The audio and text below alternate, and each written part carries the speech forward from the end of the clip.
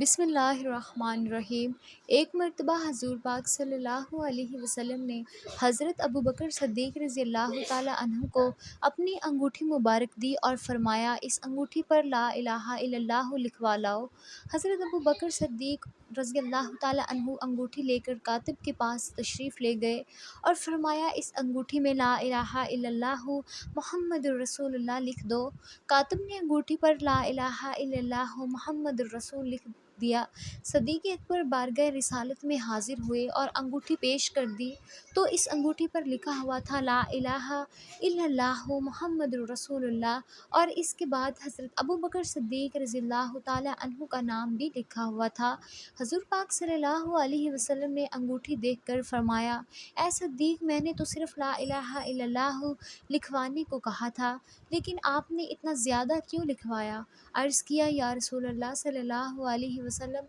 آپ کا نام میں نے بڑھایا ہے کیونکہ میری محبت نے یہ گوارا نہ کیا کہ آپ صلی اللہ علیہ وسلم کا نام رب کے نام سے جدا ہو جائے، لیکن میں نے اپنا نام نہیں لکھوایا تھا۔ اتنی دیر میں حضرت جبرائیل علیہ السلام تشریف لائے اور عرض کرنے لگے، یا رسول اللہ صلی اللہ علیہ وسلم، صدیق اکبر رضی اللہ تعالیٰ عنہ کا نام میں نے لکھایا ہے، کیونکہ صدیق اکبر اس بات پر راضی نہ ہوئے کہ آپ صلی اللہ علیہ وسلم کا نام خدا کے نام سے جدا ہو جائے، تو خدا بھی اس بات سے راضی نہ ہو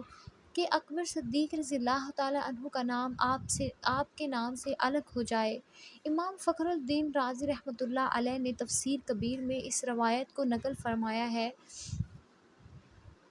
حضرت انس بن مالک رضی اللہ تعالیٰ عنہ سے روایت ہے کہ جب حضرت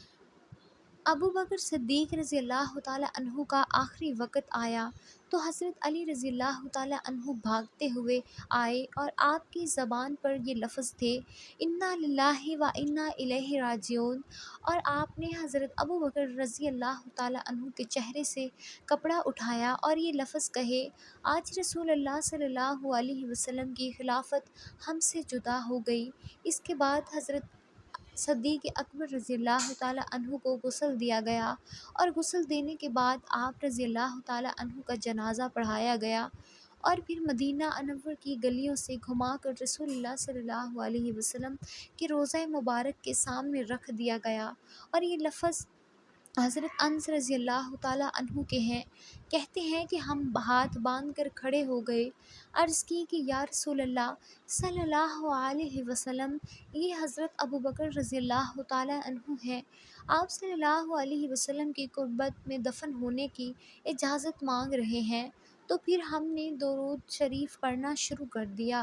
حضرت انس رضی اللہ تعالیٰ عنہ فرماتے ہیں کہ روضہ رسول صلی اللہ علیہ وسلم کا دروازہ بند تھا اور تالا لگا ہوا تھا، اچانک تالا کھلا اور پھر کنڈی بھی کھل گئی اور دروازہ کھل گیا اور اندر سے آواز آئی کہ یار کو یار سے ملا دو جو پہلے ہی یار کا انتظار کر رہا ہے۔ حضرت انس رضی اللہ تعالیٰ عنہ فرماتے ہیں کہ پھر رسول اللہ صلی اللہ علیہ وسلم کی قربت میں حضرت سیدنا صدیق اکبر رضی اللہ تعالیٰ عنہ کی تدفین کر دی گئی۔